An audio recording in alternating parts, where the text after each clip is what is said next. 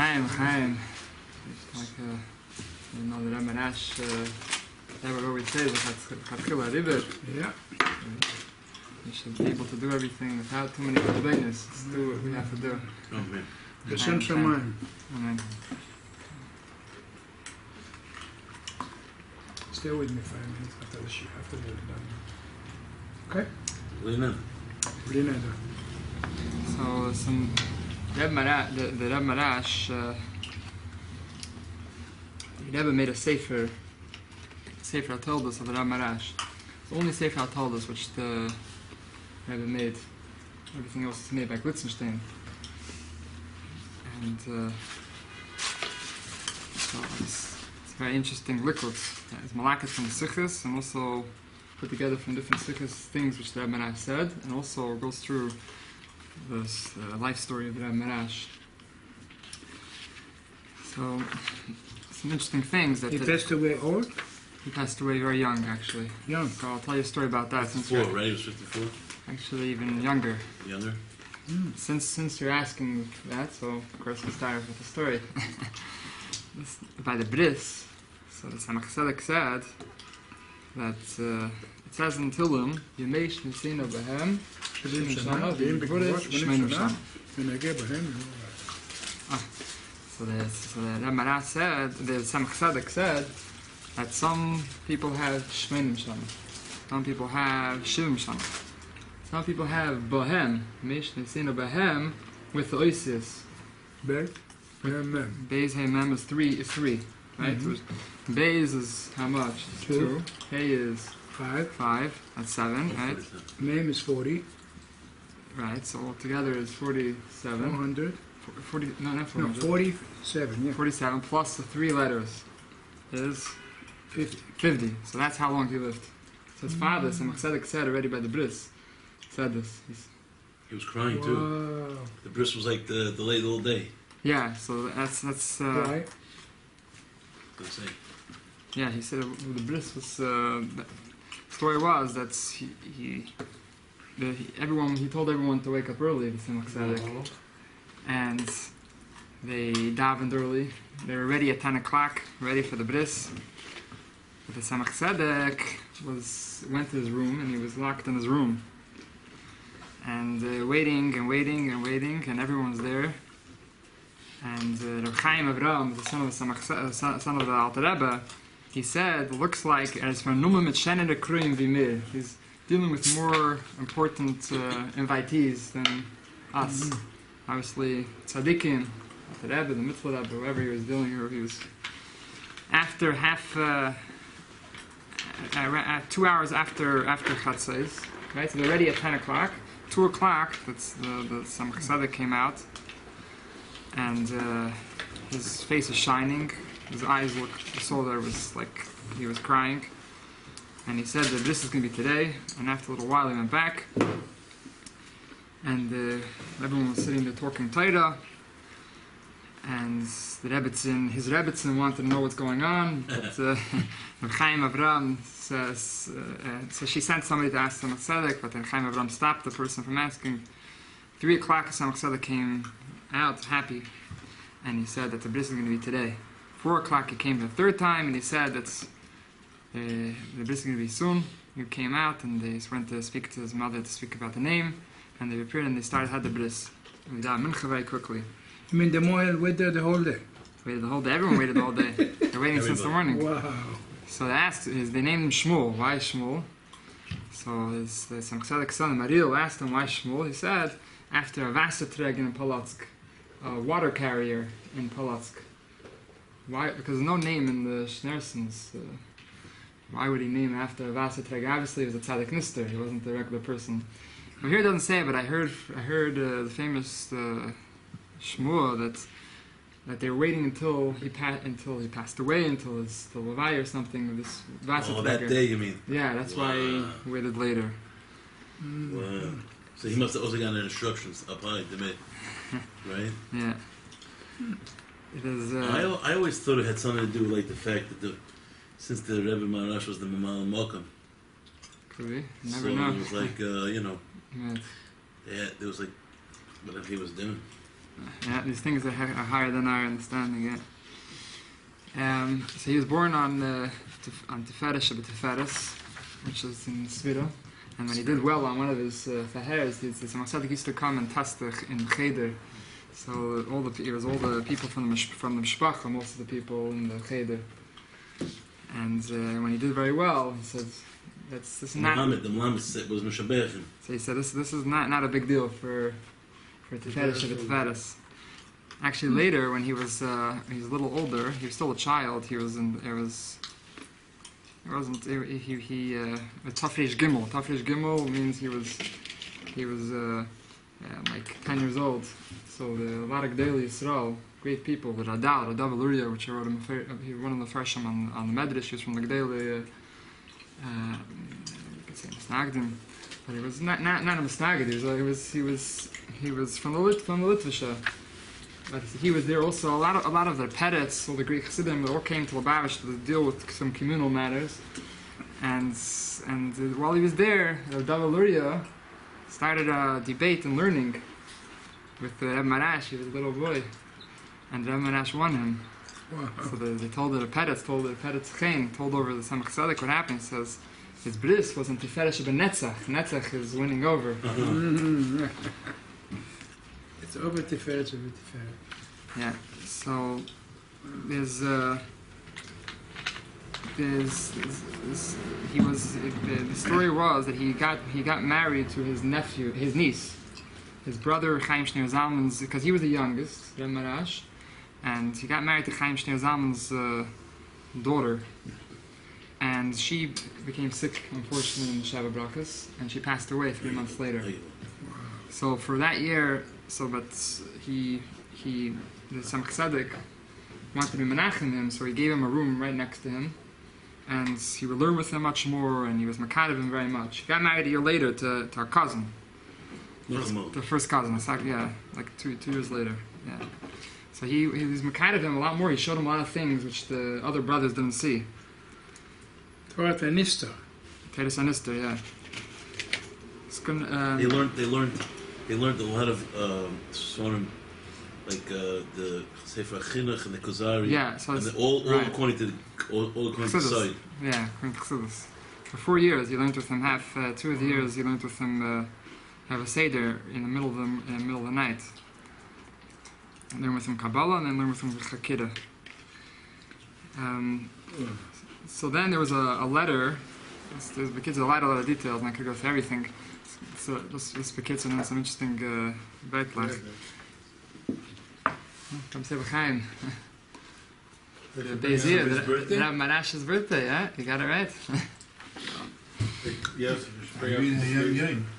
The Samach Tzedek, everyone knows that after the Samach Tzedek was nifter, a lot of the Samach Tzedek had a lot of sons. Just Hatos, that's it? Today only okay, good here. Yes, not nuts. Okay. The Samach Tzedek had a lot of children, and a lot of them opened up in different towns in Shtetlach, and they became Rebbes.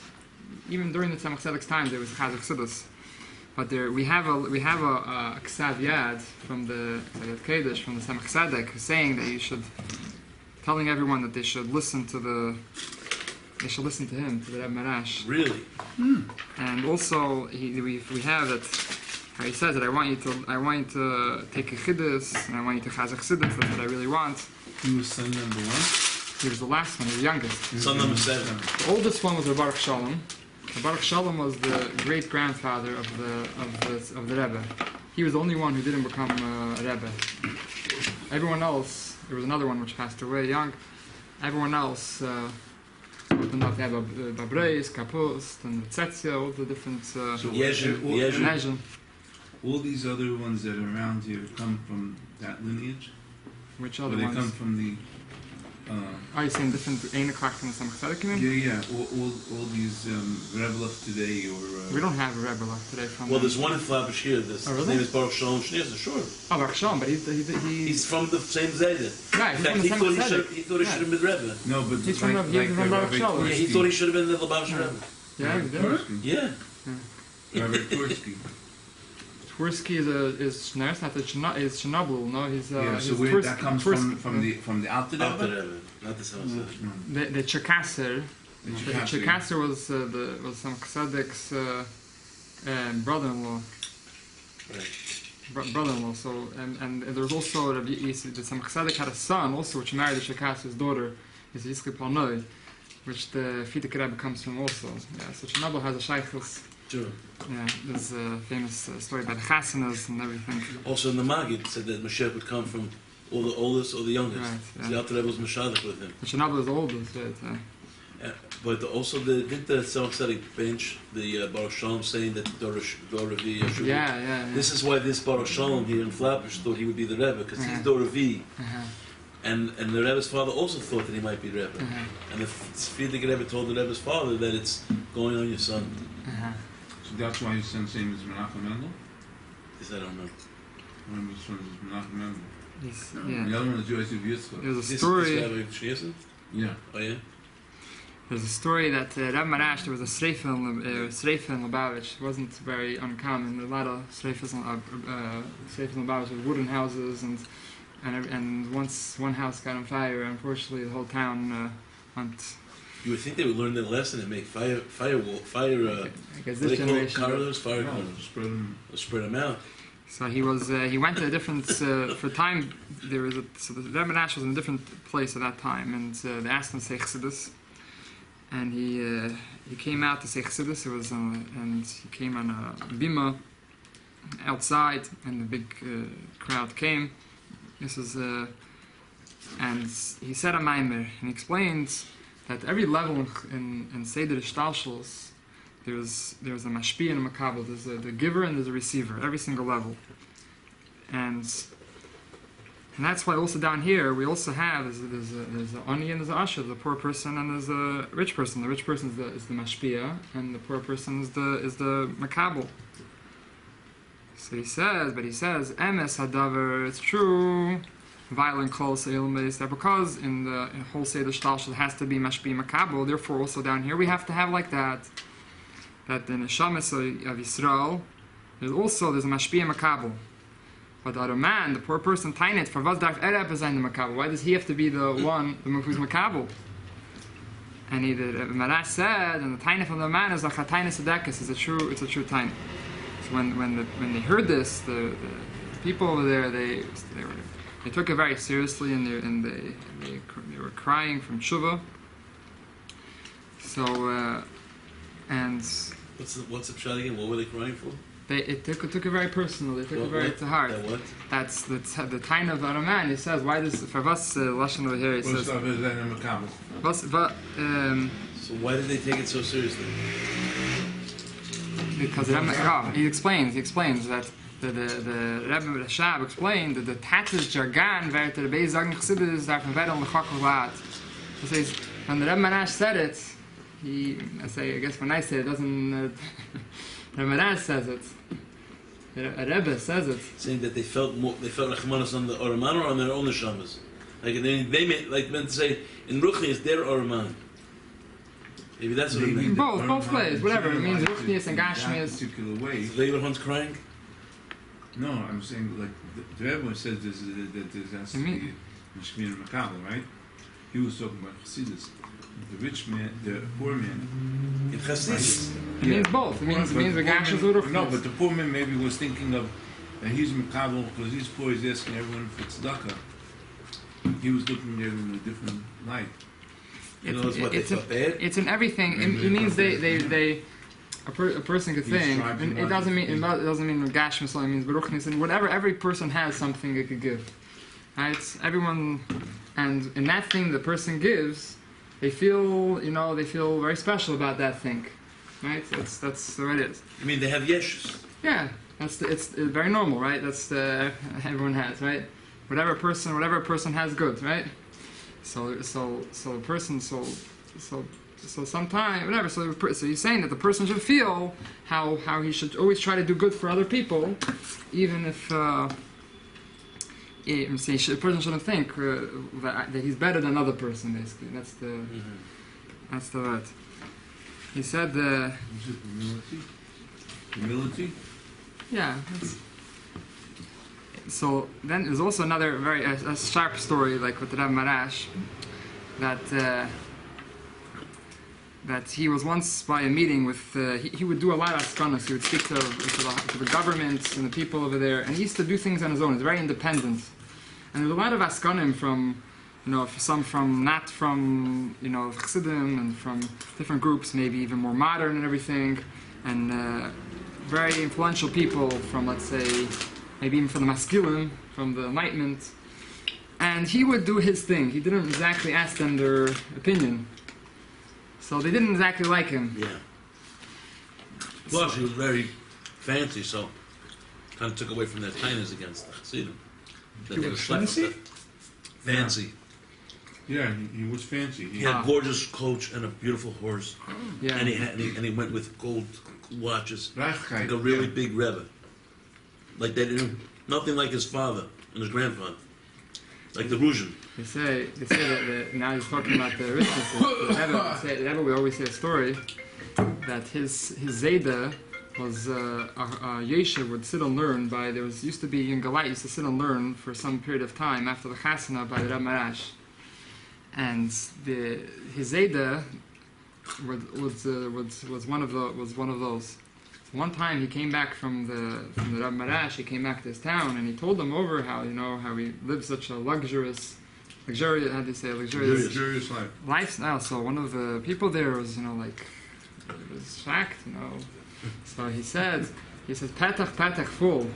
Who do you think gold was made for? Gold and silver was made for, if not for the Rebbe. He says that the gold and silver was built for the Beis Hamikdash. It was only built in order to be used in the Beis Hamikdash. Oh. He knows the Rebbe knows how to use it for what it's meant to be used for. Well, you have to say then the Rebbe is the Beis Hamikdash.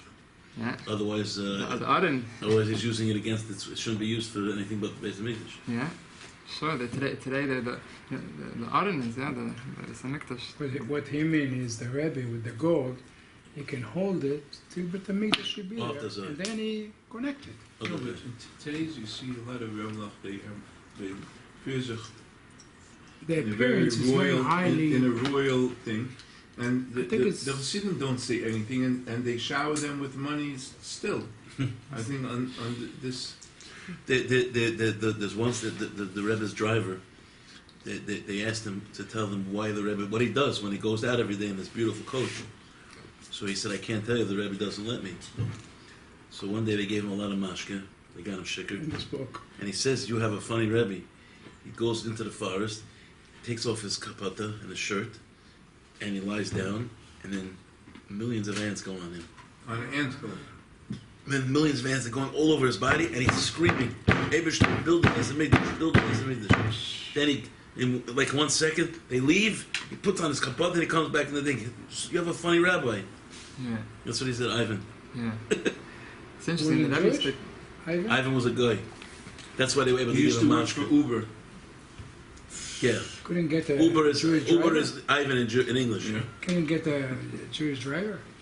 No, he wanted someone that didn't have so much seichel, so he wouldn't tell the Hasidim. They say about the Ruzhina that is, he used to wear gold shoes. And like Slavana, they noticed that after he walked away, there was blood stains on the floor because it's ice and everything. He didn't have any soles, anything in the bottom. No socks. He wasn't wearing socks either. Yeah. They say about the Rebbe Maharash also before he became Rebbe. So all the other brothers were known as big Talmidei Chachamim and big understanders of Chassidus, but the Rebbe Maharash played himself like a regular businessman. Simple. He carried a newspaper under his arm. And he wore a gray suit. Wow. A lot of stories how he hid himself. He was very hidden. He was in this star. So, one of the Chassidim, Shmuel Borisov. Yeah, so he the whole story that they asked. They knocked on his door. He saw him learning Yeah, that's the story that he was. They didn't know who to make the Rebbe. All the Hasidim didn't know who should be Rebbe. Right, so because all the brothers, had a bunch of brothers. So who should they go to? Which one of the brothers? It's like David HaMelech when Yishai. Right, exactly. Yeah. Exactly, the youngest. Exactly. This was the youngest, like David. David was also the youngest, yes. Wow. So they knocked on his door. They thought he was a mamzer. They thought David was a mamzer. All of a sudden they were shuffling. So basically, he went. This is way before. So one time, a Samach Tzedek said a Maimer, and he said, and there was a question he had from Eitz Chaim. So from Chaim Vital, and he went to each of the brothers and asked them maybe they could explain to him how it works with this from Eitz Chaim. Nobody could. Everyone gave some explanation, but he wasn't happy. So he was already. It was already almost morning already. And he didn't think we'll call to go to Rebbe Maharash, But he was passing by and he saw the light on, and he climbed up and looked in the window and he sees that he's looking and learning that shtikol Eitz Chaim. So he comes down, he goes and knocks on the door, and he says, 1 minute. And he opens up and he sees he's reading Russian newspapers. So he tells him, what, he said, how could I help you? He says, yeah, he has a question in his Chaim. Why are you coming to me? I don't know. And the katan. So he says, if you don't tell me, the whole Lubavitch is going to know about this tomorrow. A black market. Yeah, exactly.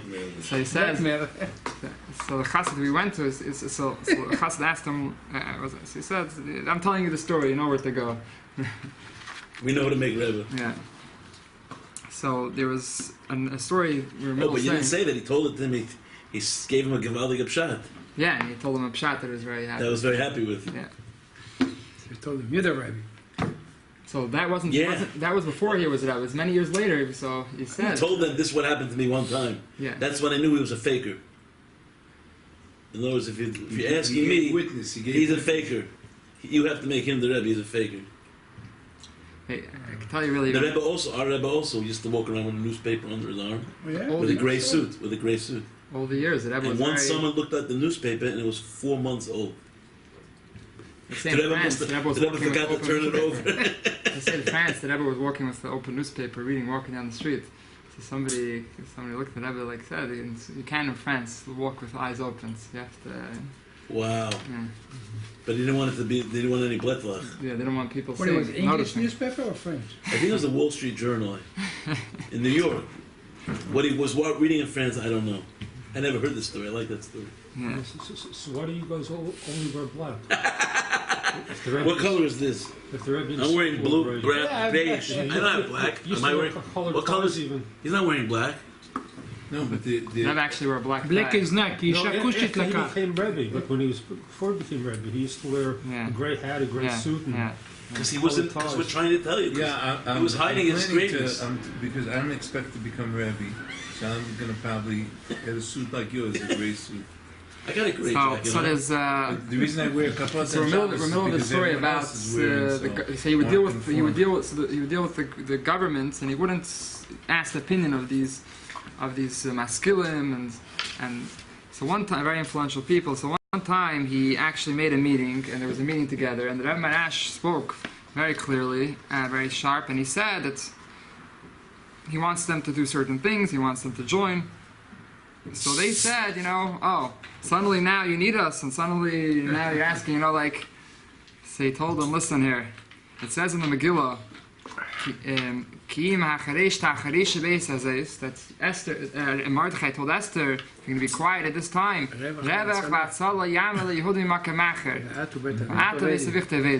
He says, by me is gewiss a revach hatzal yamed leYehudim. By me is for sure we're going to find a revach for the Yidden. When as will sich nicht im Status sein, you don't want to take part. Was das wird das sein mit Makamacher, we'll get it from somewhere else. Aber jemand das Vater ist a wichtig Vedo, then you and your father's house are going to be destroyed. So he says that it's a hira. Says that we have to always remember. Says Rabbi Rashab from the story that with every good thing which we do, we're really doing ourselves a favor. We're not. We think that we're the big shot doing the. I think you're helping the other guy, but you're helping yourself. Yeah. Exactly. Yeah. So then you have a different chayis, and you're gonna do it. So you're gonna realize you're gonna have a munah Hashem, and everything's gonna be okay for the person. Only what? That the Eibishter could send a lot of shluchim. He used to really give it to the Russians. He used to tell them off. He had such chutzpah to the Russians. Yeah, that was his when he worked with communal affairs. One of the things they didn't like the way he dealt with them. He would come, he would speak to, let's say, the president in those times, whatever, the top people over the top ministers and everything, and he would be very blunt to them, very sharp with them, and they didn't like that. They say you can't be so open to them. You have to play the game. But he wouldn't budge. He said, even if I'm going to have to suffer from it, the leaders are going to have to suffer. They're going to have to be arrested or whatever it is. He says it's worth it, so the Yidden should be able to, He says, listen, Boris, if you know what's good for you, just help the Jews. Otherwise, you're going to plot tomorrow. He said, he would tell them. He told them that we're going to make a rebellion. He says, I go out. We're going to make a rebellion. We're going to make pressure from outside. He said we're going to make all the goyim from outside. He would travel outside the country to different surrounding countries to Russia, and that they're going to tell them that the influential Yidden from the other countries are going to boycott Russia, and they're not going to do business with them. They're going to start out there, and they're not going to stop the pogroms. So they sent them to house arrest. He says, are you threatening the Soviet Union? He says, no, I'm just telling you. The Russia. Yeah. You're threatening Russia. He says, no, I'm telling you the way it's going to be. He said, you think Jewish blood is cheap? You think? I'm saying. And they put him under house arrest and everything, but he went and he fainted. I think he was very. So he had the Rebbe, the late Rebbe. He was very strong against boycotting Russia's Soviet Union. It was different. It was demonstrating and stuff like that. It was a different time. This is Soviet. This is Russia. Before Soviet Union. This was before they became completely 100% bad. What's it? 200 when they years were ago? Tsar, when the Tsar was a king, they were afraid of public opinion because they were living like kings. They were living like fat cats. Right. So the public opinion in Russia was also anti-Semitic. But it's the outside. In other words, they still did a lot of trading with Britain, and they thought the Jews ran these countries. They thought the bourgeoisie in Britain and France were bourgeoisie Jews, and that they listened to the Jews. So if he was saying that if you don't give the Jews freedom and stop with the pogroms, I'm going to tell them they're not going to trade with you, and then it's going to hurt your economy. Right. Afterwards, the Rebbe said that the mentality of Russia is if you're going to tell them that to their face that they're Russia, he says they're gonna do against you. You have to do everything behind. They have to show that they're the machos. And so that's why the Rebbe was very against protesting about the Yidden in Russia. He says we know that people are getting arrested every time you do that. So different mentality, different time. Approach. Yeah, each time is different. Rebbe Maharash actually was a sefer, and actually we have his Megillah. This is a picture from his Megillah. Wow. It's beautiful. He also would do a lot with we have it here in the library. I think that we have 3 of them maybe around. I think he gave for every one of his sons. A Megillah? Yeah. He also would work with his hand. He wrote it down? He wrote himself. And he also we have a lot of things he carved out, like a table, like a chest type of table, which used to be in the Rebbe's room. He used to make a kind of labras out of wood. He used to use his hands a lot because... Made beautiful stuff. Yeah. Magnificent. They have it in display sometimes. Yeah. Yeah. So, he would... Yeah, it's something he would... when the Rebbe went to Paris, the Rebbe got a lot of the things. The Rebbe went to Tafshin Zayin. The Rebbe found a lot of different kafetzim from him, a lot of different things. Because he wasn't, Rebbe Maharash was, he always had a smile on his face, even though he suffered a lot. He was not healthy, and that's why we don't actually have even though there is some picture, but the Rebbe said not to emphasize it because of that. So he looked exactly like the Friedrich Rebbe. Yeah, the famous story. The Rebbe would always get emotional. Right? Someone fainted. It's interesting. The Rebbe would always get emotional by the story. Yeah. You wrote Alter Rebbe's truth. Yeah. Alter Rebbe's what? Alter Rebbe's son. He had a son, talking about Alter Rebbe. That's why I took a picture to make it bigger so I could see. Nice. Talking about Alter Rebbe, actually he has one of his sons. We know the Rebbe Rashab, right? We know Rebbe Zalman Aaron. And he had a son, Razah, and we have Menachem Mendel. Menachem Mendel later he moved to France eventually. Really, what did he do there in France? I think his business. When the Rebbe went to Tafshin Zayin, the Rebbe went to visit France to pick up his mother, so he also found the chafetzim from there and took some things from... Did he meet his cousin? The Rebbe Maharash's son? Family, I Do think. they still have family? Is there any left? I think his family, yeah. There is? I think so, yeah. So he actually had a son also, Avraham Sender, which passed away at 8 years old. And he was, and the Samach Tzedek said about him that he's a neshama from the Alter Rebbe. And they say amazing things by his, when he was 4 years old, the Samach Tzedek came with the Mishnayos. And he used to be medayik everything in the Mishnah, whatever the Gemara would say. Wow. And he was very, very ernst, very sincere, and he didn't know what it meant to spielen, to play, a kid. He was always learning and davening. Right? He was a stalker, the Machsadik was there, his father and his brothers, and he saw by him amazing things. He was very calm by his stalkers, and which means he was broad-minded. He wasn't. I think at 8 years old. 8 years old. He knew he was about to pass away. And he said, and the day of the stalkers, he said, Alter Rebbe said that he's going to come to me. And he said everyone should put on, that he should put on big day Shabbos on him, and he davened mincha with simcha, and after Aleinu he said Shema Yisrael, and Neshama left him. Wow. Shikas missing. Yeah. So, there's some interesting things over here, some interesting stories. Well, we don't have so much time, but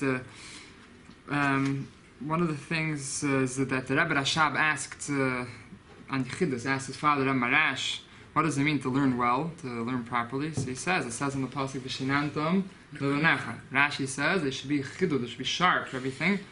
And he also ties levanecha to your children. It could also mean lavan, means white, which means you should learn it like clear, white, clear. It should be clear and sharp. And then it says v'dibarta bam, and then it's your whole life. It's gonna come b'shivtecha b'veisecha. Your whole life you'll have it when you're at home. And what's mean b'shivtecha b'veisecha? When you're coming into your house, the neshama is called the neshama, and the guf. The guf is called the house, and the neshama is what lives in the house. So as long as the neshama is in the guf, you'll have it with you. And is when you wake up. He says, the Gemara says a person should learn three. It split his learning into his years into three. His learning into three things. Shlish b'mikra. A third of it should be learning Chumash, Tanakh. A third of it should be learning Mishnah, and a third of it should be learning Gemara. So he says, Mikra means calling out, Kaira. A third of the person's years, he should try to bring out the love which every Jew has in the depth of his heart. To try to bring that out. A third of it is the Mishnah. Mishnah could also mean Mishana, changing himself. And third one, Gemara Geimer, means the person complete his vessel, that it should be a vessel, should be humble, and should accept Hashem. Rebbe Rashab, after he heard that, he said, I trained myself. Everything I do, I should be like it says in Shulchan Aruch.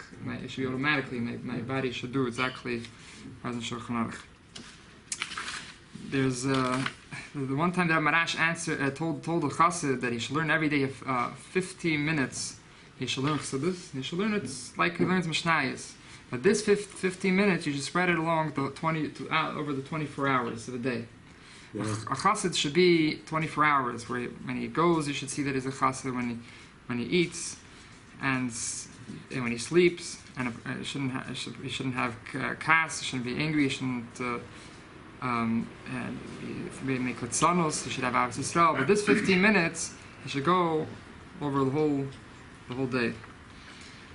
What does that mean? It means a minute here, a minute there, or it's probably not the hashpah. No, it's probably hashpah. It means hashpah. It means the 15 minutes a person learns should inspire him for the whole day. He should remember it and take it with him. Shouldn't just leave it. He should bring it with. He should bring it with it. Yeah, live with it the whole entire. So why only 15 minutes? Because if you could do more. But this chassid, he told him this minimum. Yeah. He also told he had chassidim which weren't the biggest maskilim. The Rebbe Maharash had such. They weren't the biggest maskilim, biggest understanders of chassidus, and they weren't the biggest oivdim. They didn't daven for 7 hours. So it says it here. But the Rebbe Maharash told them that you have to think when you walk in the street. You should think holy machshavas kedeshus. So one time, one of the businessmen asked, "How could it be?" So he says, "If you could think." Machshavas Zaris in the middle of Shemon Esrei, you could think Machshavas Kedeshus in the middle of the street. From then on, he never had any Machshavas Zaris in the street, and he always only had Machshavas Kedeshus. He said, the Rebbe Maharash said, people think taking a pidyon, you go to the Rebbe, you give a pidyon, you give a kvittel. He said, they think it's a very hard thing. And it's only shach to big Rebbe. He says, really, every Yid could do it. Well, how could every Yid do it? Through saying something, a shevach, something nice about somebody else, saying something, a schus about the other person, but you have to mean it with the truth. He says, the hundreds of malachim wait on Rosh Hashanah that a Yid should say something nice about his friends, because they know that Hashem loves the praise of the Yidden. Not so much the tefillah, more the praise of the Yidden, more than even the tefillah of the tzaddikim.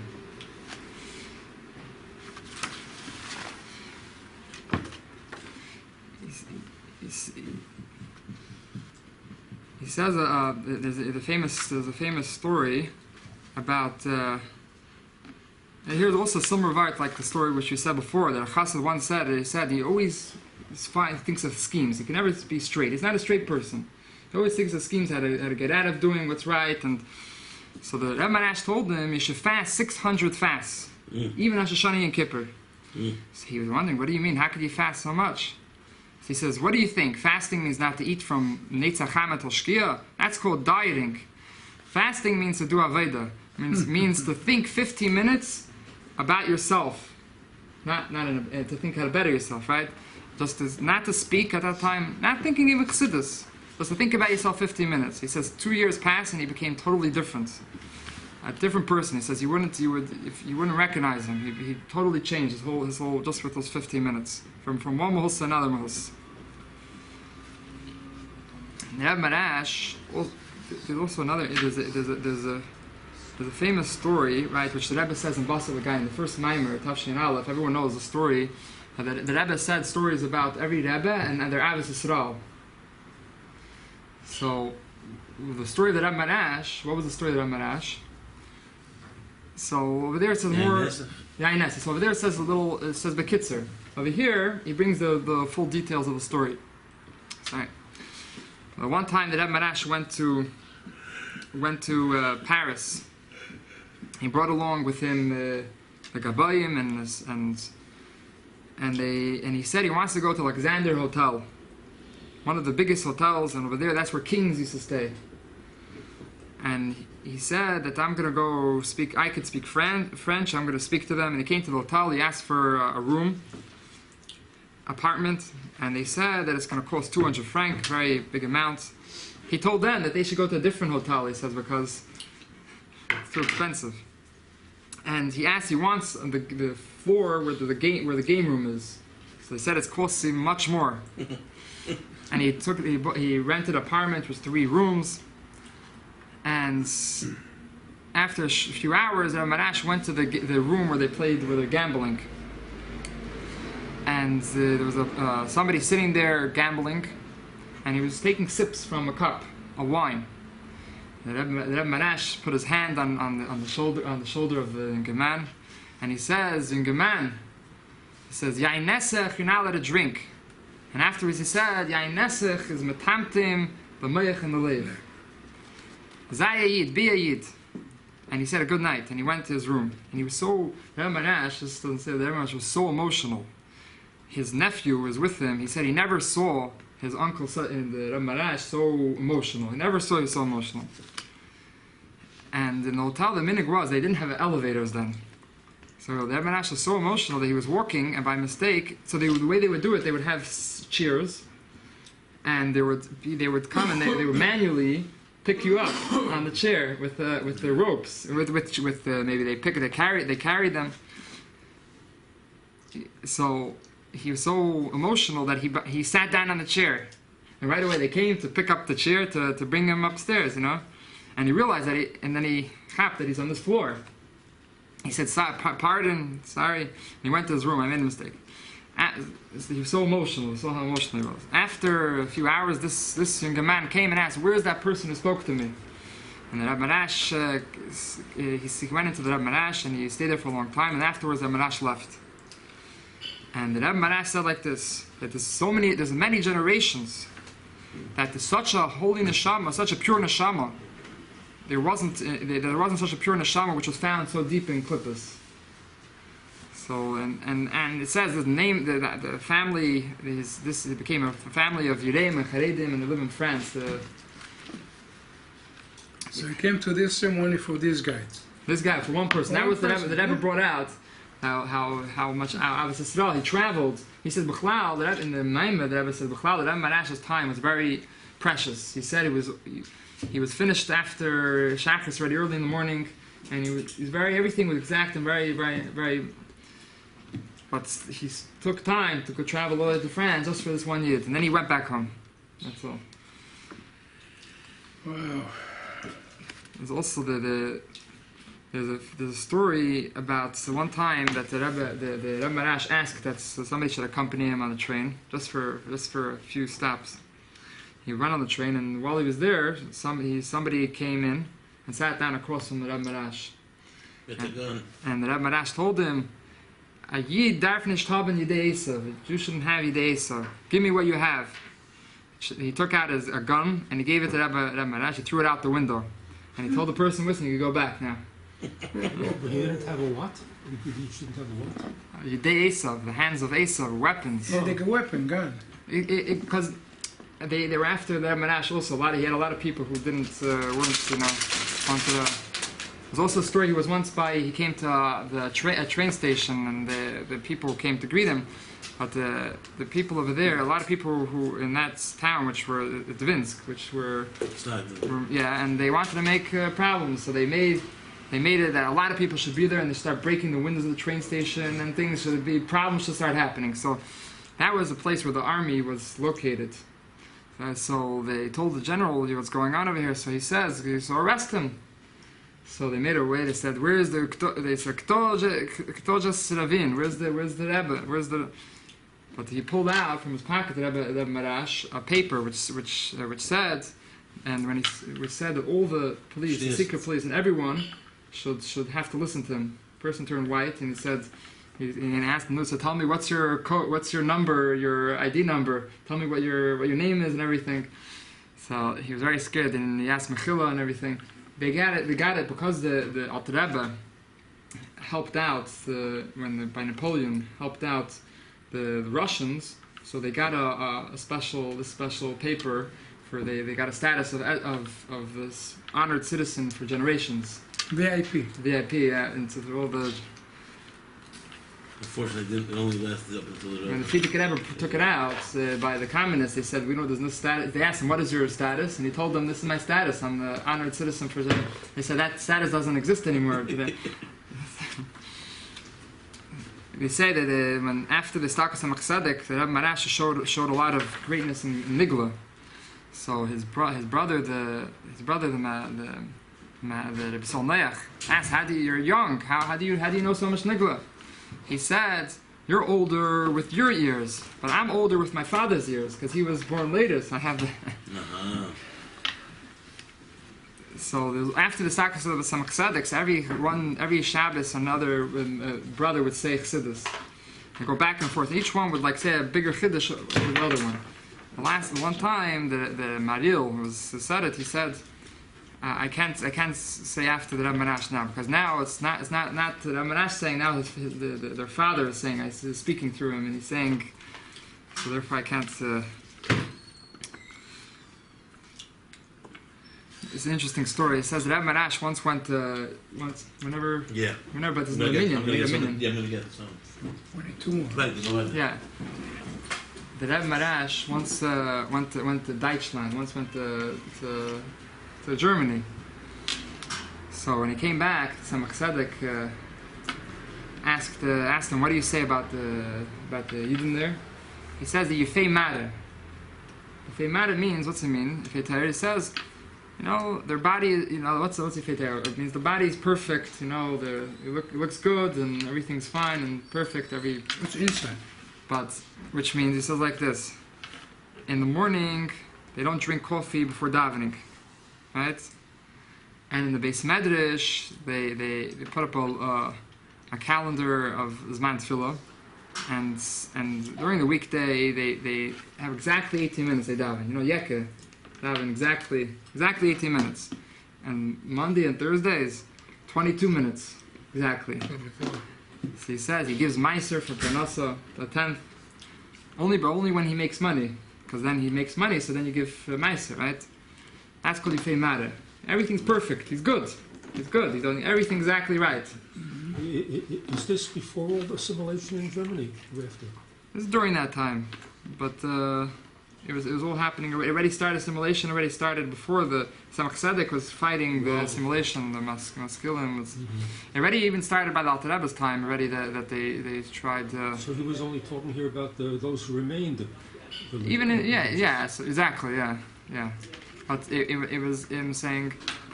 But it says, but a Russian Jew or from different countries, so he says they're not perfect, no. But it's with the chayes. When he davens, he doesn't know if it's going to be half an hour, it could be an hour, it could be an hour 15 minutes. It's not exactly but there's something living over there. He gives tzedakah. He gives tzedakah even when he doesn't make. He still gives tzedakah. It's living. It's not perfect. They're not perfect, but the neshama, the something is alive. When he was in Germany, yeah. I always wondered about this. That not only the Maharash, but the other rabbis also, like the Friedecker Rebbe, he sent shluchim to Morocco, for instance. Why didn't he send shluchim like where they really needed it, like in Germany and in Italy, where the assimilation was rampant? Maybe he did. I'm not sure. I'm saying could be he did. I don't know. I never heard of such a thing. Like in Germany, all they talk about is Rabbi Shimshon Raphael. Sending Morocco was later. Wasn't at that time yet. Okay, so I'm saying like in his time, in Rebbe Maharash's time, why didn't they do something about Germany or in Italy where assimilation was rampant even then?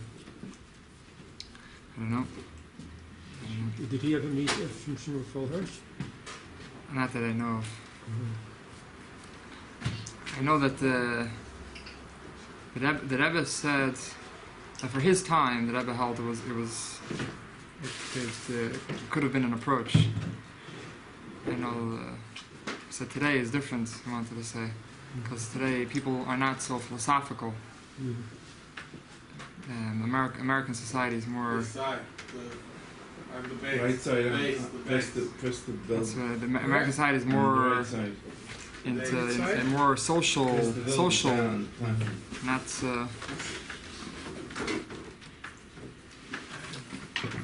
This is the 10th minute. You have 10? Yeah.